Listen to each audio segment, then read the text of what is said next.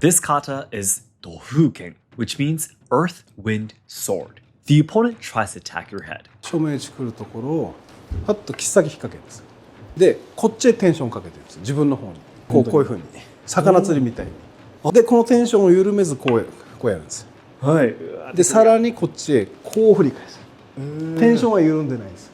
で一気に幅木元で額をガンと割るって。で一気に幅木元で額をガンと割るって。でこれは甲冑つけてても有効で、はい、つばでこのひさしをガツンってやる。うわー、ガーンってなるんですよね。はい。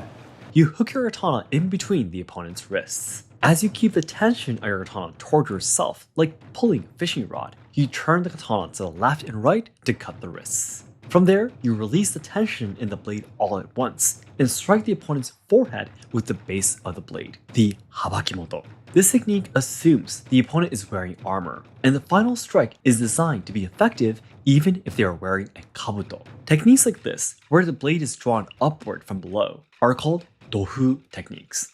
It also teaches you how to maintain the tension in the blade and apply force to the left and right through movements of your body, learning to create balance without releasing the pressure on the blade.